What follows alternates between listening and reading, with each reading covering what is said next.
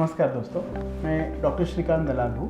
मैं robotic and minimal invasive spine specialist करके currently Ruby hall clinic यहाँ पे head of the spine unit का काम देख रहा हूँ और मैं orthopaedic and spine super specialist centre यहाँ पे भी पेशेंट को स्पाइन रिलेटेड सेवाएं प्रदान करता हूँ। आज मैं आपको जानकारी देना चाहता हूँ स्पाइन सर्जरी के सबसे रिसेंट एडवांसेस, जिसको हम बोलते हैं मिनिमल इन्वेजिव और एंडोस्कोपिक स्पाइन सर्जरी।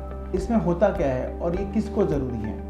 तो नॉर्मली मिनिमल इन्वेजिव सर्जरी हम उन पेशेंट्स में करते हैं जिनमें स्लिप डिस्क का प्रॉब्लम हो, जिनमें जो डिस्क है वो मोर देन 90% बाहर आके नस को दबा रही हो, या जिनमें स्पॉन्डिलोलिस्थेसिस मतलब एक जो हड्डी है वो दूसरे रीढ़ की हड्डी के ऊपर खिसकी हो, तो इसमें हम मिनिमल इन्वेजिव सर्जरी करके उसको फिर से जगह पे ला सकते हैं। तो इसमें हम करते क्या है, तो आपके अंगूठे के साइज से या आपकी जो लिटिल फिंगर है उसके साइज का आपके सिर्फ स्किन को एक टाका लगता है और उसके अंदर से हमारी दूरबीन अंदर जाती है और आगे के लेजर और एडवांस ड्रिल अंदर जाते हैं। ये जो सर्जरी ये माइक्रोस्कोप गाइडेंस में होती है और इसमें कम से कम ब्लड लॉस होता है। ये जो प्रोसीजर है, ये प्रोसीजर ड्यूरेशन बहुत ही सिंपल है, अराउंड 30 to 45 मिनट्स लगते हैं ऑपरेशन को।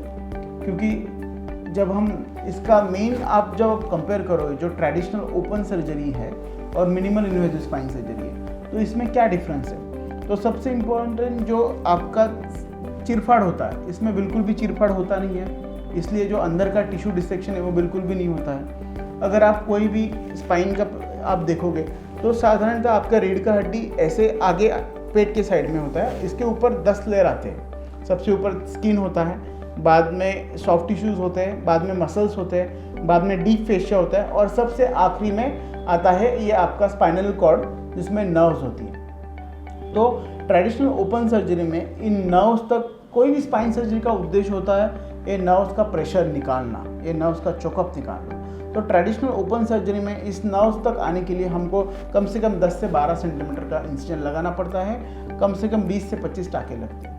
बट वही जब हम मिनिमल इन्वेजिव स्पाइन सर्जरी से ऑपरेशन करते हैं तब पेशेंट को इतना सब करने की ज़रूरत नहीं पड़ती है, क्योंकि ये जो है ये बहुत रिसेंट टेक्निक है। जैसे कि आप हमारे वीडियो जो चल रहा है उसमें आप देखोगे तो इसमें आपके जो लिटिल फिंगर है उसके साइज़ का एक इंसिजन स्किन में लगता है और उससे हमारा दूरबीन अंदर जाता है। वो दूरबीन अंडर माइक्रोस्कोप गाइडेंस अंदर जाके बराबर उसी नस के पास जाके बैठता है जिसका हमको प्रेशर निकालना है, और फिर हम हमारे एडवांस लेज़र और ड्रिल के माध्यम से वो प्रेशर निकाल के बाहर आ जाते हैं। तो लिटरली इसमें स्किन कट के बाद अंदर कुछ भी कटिंग या कुछ भी डिसेक्शन होता नहीं है। इसके वजह से पेशेंट की रिकवरी बहुत रैपिड होती है। आप इस मिनिमल इन्वेजिव स्पाइन सर्जरी को सबसे आसान भाषा में अगर कंपेयर करना चाहे तो मोती बिंदु का जो कैटरैक्ट आंखों का सर्जरी होता है उससे आप कंपेयर कर पाओगे।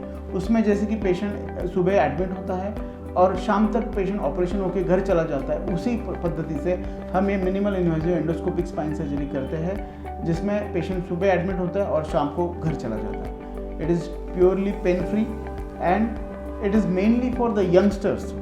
और उसके बाद आपका जो वापस एक्टिविटी गेन करना है, जैसे कि जॉब ज्वाइन करना है, ये आप इमिडिएटली 2 to 3 आफ्टर आप आपके सारे job and routine function join कर सकते हो।